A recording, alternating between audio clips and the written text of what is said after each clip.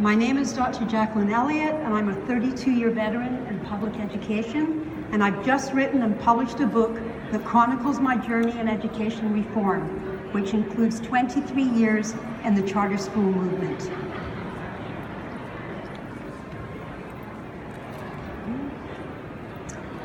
Most of us involved in charter schools remember the moment we were drawn into the journey of school reform.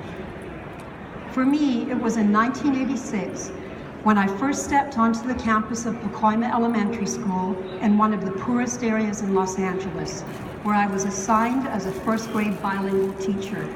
This was to be my second career. When I stepped on the campus of Pacoima Elementary, I gasped as I stared out across a seemingly endless expanse of black asphalt without a tree or a blade of grass in sight. I had never seen so many children gathered in one space at one time. Pacoima Elementary had 1,760 children in kindergarten through 6th grade, crowded classrooms and burned out teachers.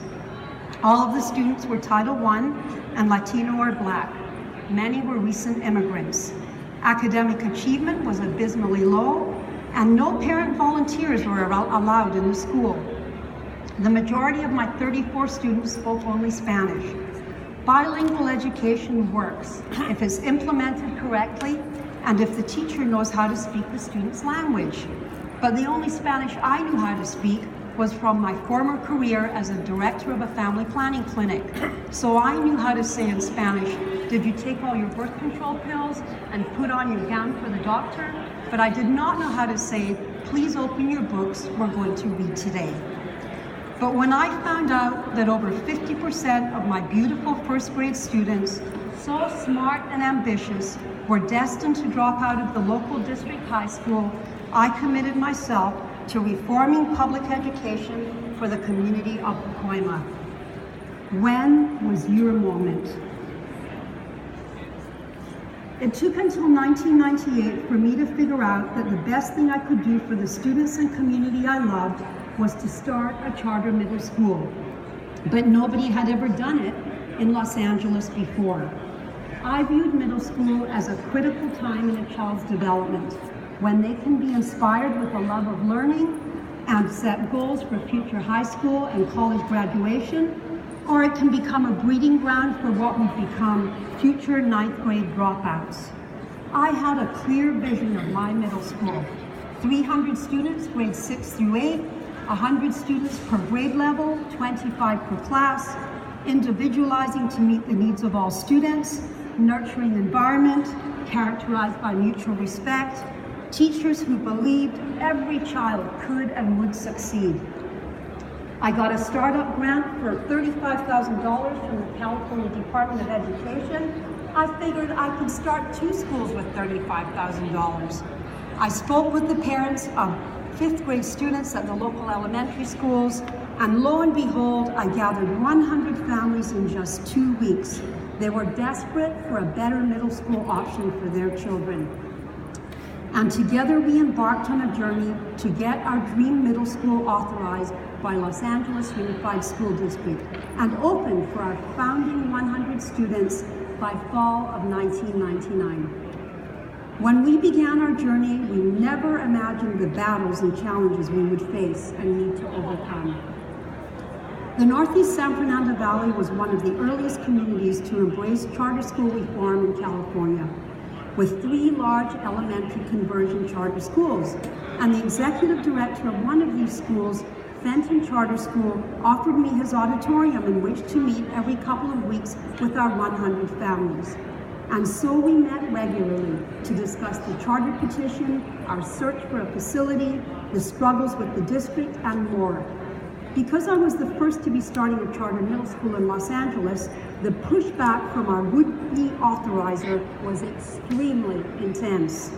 However, with persistence, tenacity, strategic actions, and a failure is not an option attitude, we found a facility and got our petition approved on May 11, 1999. But our joy was short-lived because 2 weeks later, the district decided that our facility was not appropriate and we were forbidden to move forward with it. This resulted in one of the most compelling moments for me in that year-long saga. I gathered our 100 families together and shared the bad news. I told them it was so late in the school year that they should make sure their children could get enrolled in the local district middle school, just in case we couldn't find a facility for the upcoming school year. Then a father of one of our students stood up and said, "No, 6 months in our charter school will be better than 1 year at Maclay Middle School, and I am not enrolling my son at Maclay." And another parent said, "Me too." And another said, "Me too." And another said, "Yo también." And another said, "Yo también." And pretty soon the whole auditorium was standing and applauding. And at that moment I realized I was not alone. And it was not just my middle school and my challenge, but ours together. Me, a Scottish Jewish immigrant, and 97 Latino families, many of whom did not speak English, and 3 Black families, all different in background, ethnicity, and culture, but bonded together in our hearts and spirits, united in a vision of success for our school and for our 100 children. We were a force to be reckoned with, and we were all pioneers together. Being resourceful and strategic had become a way of life for me, and so I managed to find another facility, but it was not going to be ready in time for the upcoming school year. Might sound familiar to some charter folks here. I searched high and low for a space for our 100 students. Hotels, churches, boys and girls clubs, and more, but to no avail. One of the places I investigated was the university that was my alma mater, California State University at Northridge. Actually, after my startup grant had been approved, I had called the chair of the education department to share my good news. He had told us at the conclusion of the master's program that those of us who thought we would reform public education would probably end up just pushing papers. I had called him to share that the paper I pushed to the California Department of Education had resulted in a charter school startup grant to actually facilitate school reform. I guess I had called him to prove a point. He had congratulated me and asked what he could do to help, and I jokingly had asked for an office at the university. Lo and behold, he called me back in an hour to say a professor was on sabbatical and I could use her office. That office had become the home for me and my 4 teachers, and so we asked the facilities manager in the dean's office if the university could provide us with 4 classrooms for just a week or 2 until our facility was ready. The answer was an emphatic no. But as our deadline drew nearer to identify a temporary facility, our anxiety also grew. The facilities manager empathized with our angst, but said he could not help. Every time we asked him for the facility, he said no. Our authorizer told us we had to have an answer by 5 p.m. on one fateful Friday in late June. The facilities manager called us around 4:30 to ask how we were doing. Awful, I said. Please meet us in the courtyard. We were prepared to get down on our knees and beg him to say yes. The facilities manager was a compassionate man who had been greatly inspired by our story. And when he heard we were at the end of the line, he couldn't help but say, okay, yes, to letting us use 4 classrooms for just a week or 2. He did this without asking permission from the dean or from anybody else at the university. And it just so happened that the media had been following our story for months. And right after he said yes, the LA Times called me to see if we had found a solution to our facilities crisis. I excitedly told the reporter about our new temporary home.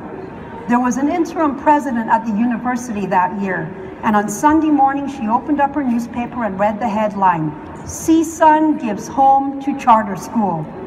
We were sure the facilities manager would get fired, but fortunately he was not. And since our temporary home had already been announced and applauded in the press, the university president felt compelled to welcome us with open arms.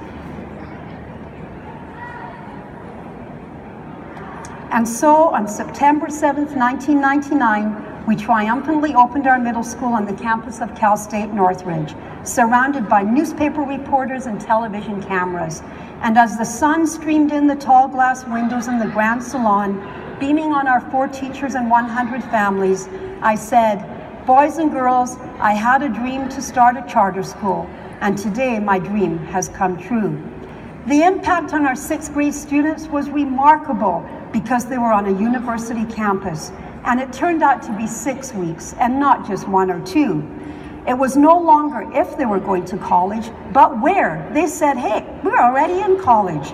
They were immersed in the university culture and they loved it. When we finally moved into our permanent home, they said they missed being at the university and they couldn't wait to return. And so we decided to start all future 6th graders with 1 week on the campus of CSUN prior to the onset of their 6th grade year.